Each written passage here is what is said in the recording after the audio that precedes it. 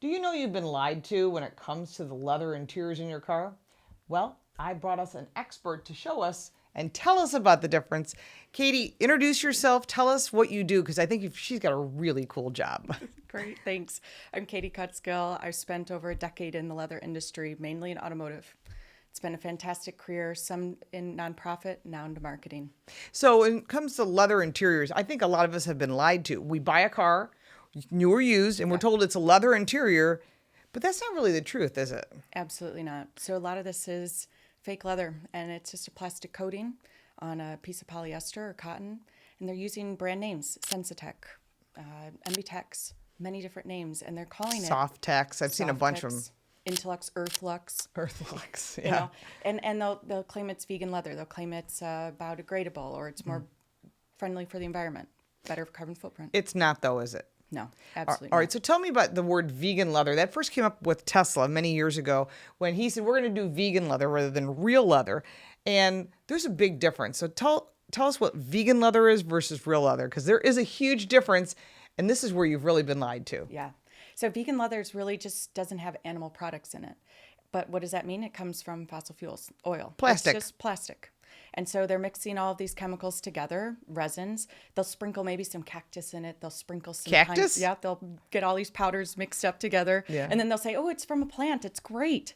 No, it's just plastic. So when it comes to the recycled part of vegan leather or any of these other sub brands like Softex, and there's 50 other brands of things that they claim as a leather component, what's the result of that down the road? The vehicle's had its life.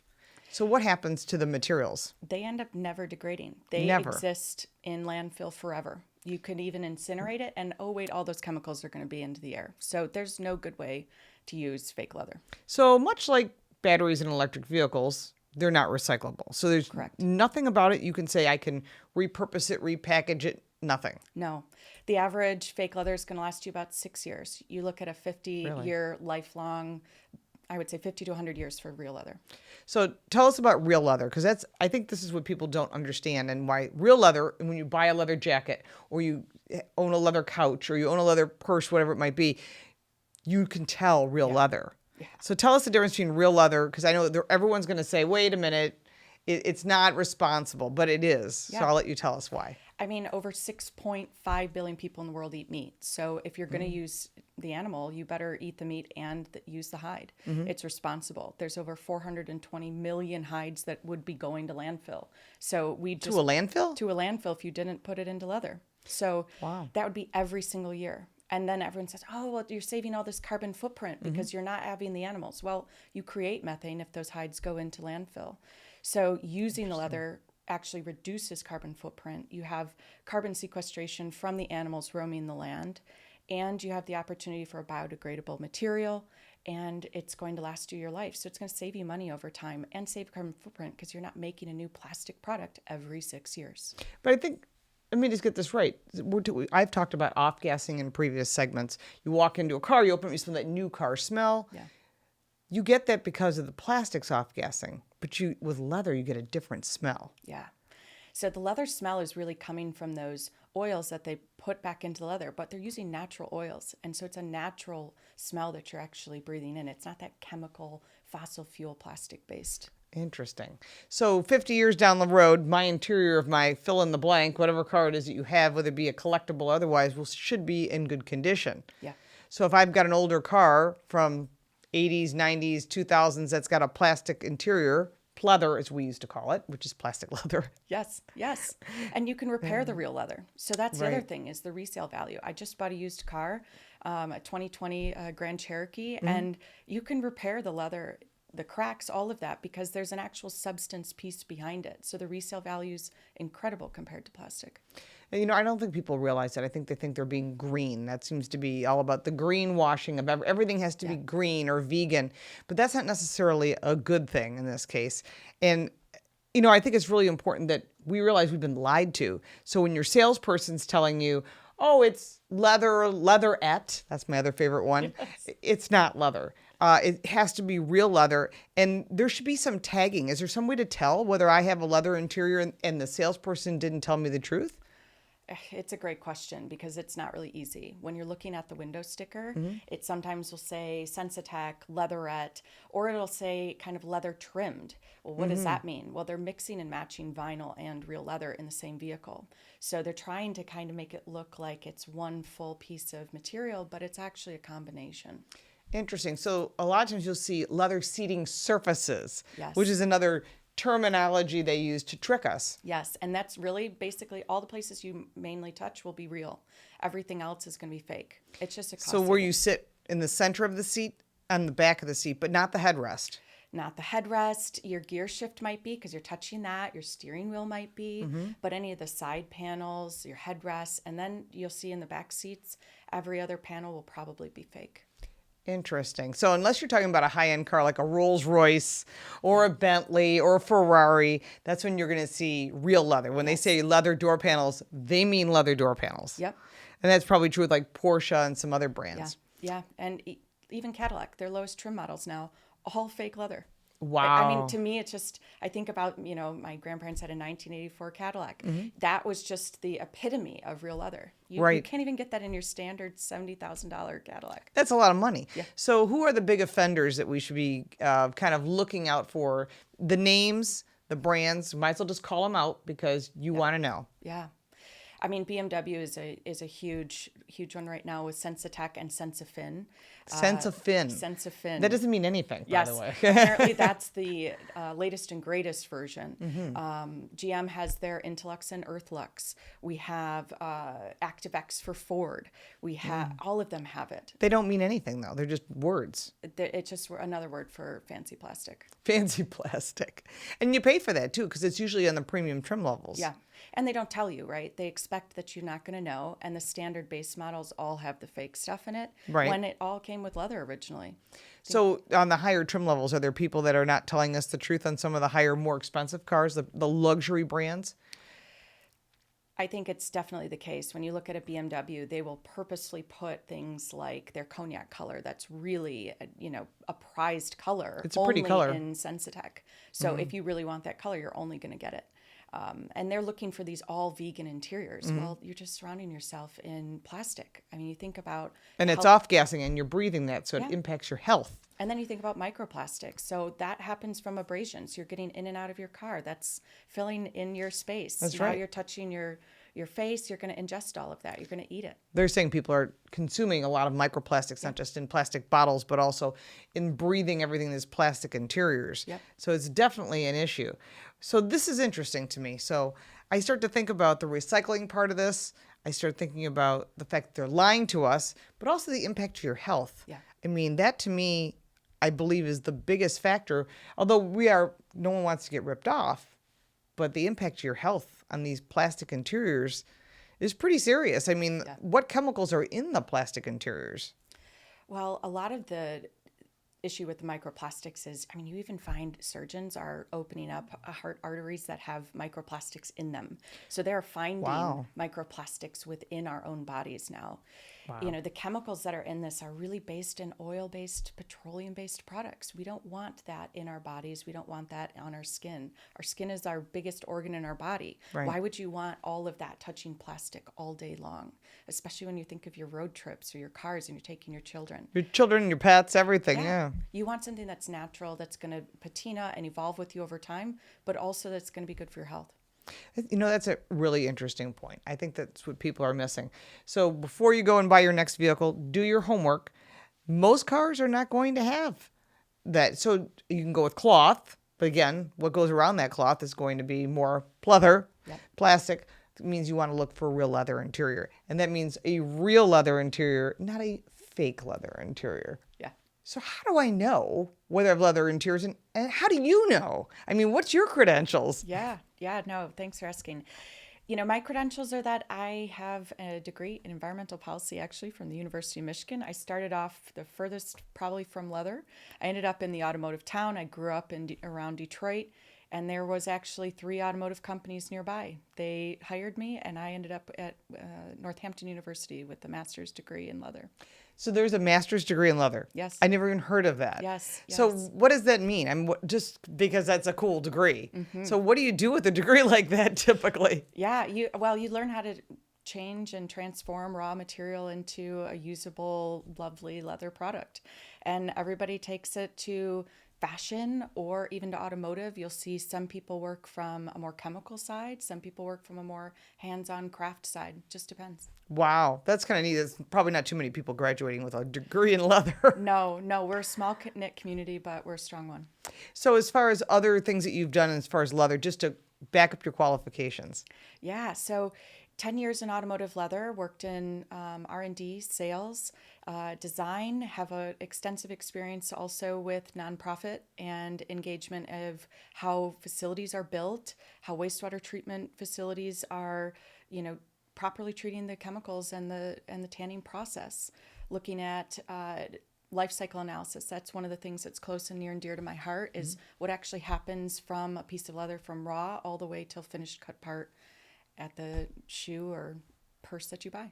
So I guess you could say you're an environmentalist. Yes. So that's interesting because a lot of environmentalists will say, oh, well, then you want the vegan leather. Yeah. That's not the case. Not at all. And you know the real truth on that. So go ahead and tell us. Yeah. For me, I spent a lot of time understanding what is the carbon footprint, what is the life cycle and everything that's impacting our world. Well, the carbon footprint was actually a marketed metric that British Petroleum actually used first, which I think is hilarious that an oil company used the carbon footprint to teach us about it. Sure they did, because they sell more petroleum.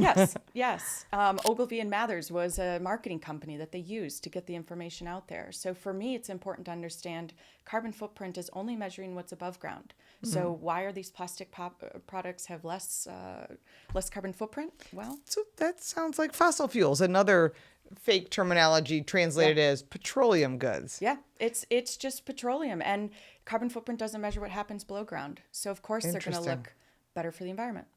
So it sounds like somebody's making money. Oh yeah. Follow the money, as they always Tons of say. money. Tons of money. Interesting. But the leather industry has really got the green space that really is the greenest choice. Yes. And there's obviously places where the leather industry and the beef industry can improve. There's without a doubt.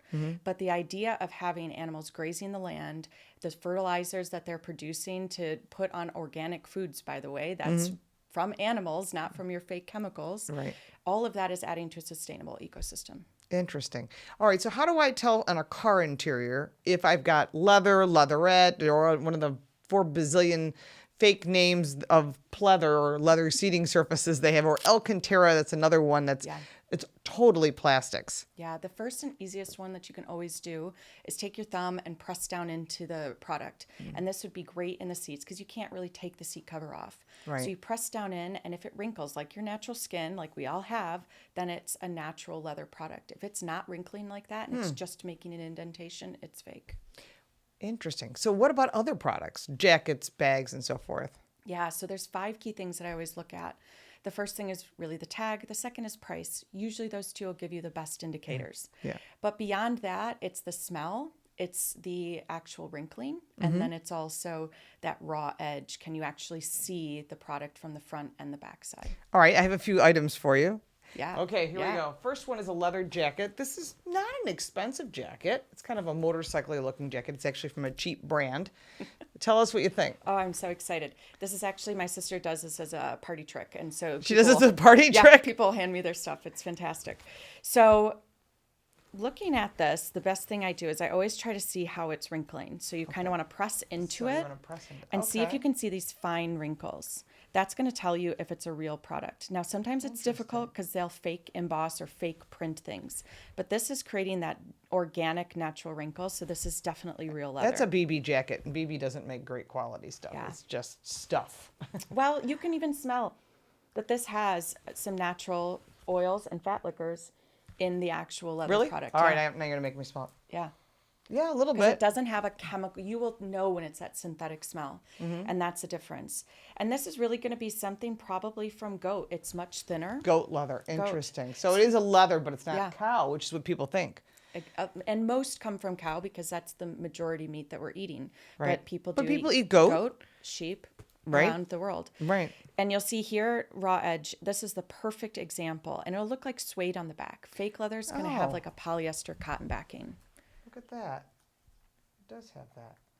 It's funny, I bought it on sale at the sale rack. Yeah, leather doesn't have to be expensive. That's the other Right. thing. Usually That's price is wild. an indicator, but leather doesn't have to be expensive. It comes in all different forms and all different products. All right, let's try a different one. Okay. This is a brand everybody knows, Louis Vuitton. Oh, this is exciting. So this is interesting because when they sell you these Louis Vuittons, and I have two of them, this is one of the original bags that I bought a long, long time ago. How do you tell if that's leather at all? Because I mean, you think that when you look Yeah. at it, that this smooth surface is leather. This is exactly what I was talking about, is that it's really difficult, even for someone who's been in the industry for over 10 years and has my degree. It's hard to tell because they've embossed, and embossing meaning they put in that print, and there's a ton of coating on here. Basically, the paint that you're using to paint your walls, think of something like that. That's what I figure it is, because it's not $1 million bag, Yeah. but it is a Louis Vuitton. It's a real one. But you can do the same process of kind of seeing if it wrinkles, and you can really tell that it still isn't changing much. You can see the original emboss, but there's no natural wrinkling in this. Okay. And so it's really not maybe going to be. maybe the detail, the trim. The trim is likely going to be real leather. So yes, you can see here on their raw edge that this is real leather trimmed all the way around. So it's leather as the- trimmed. Sounds Yeah. like leather seating surfaces, sort of along the same thing. Yeah.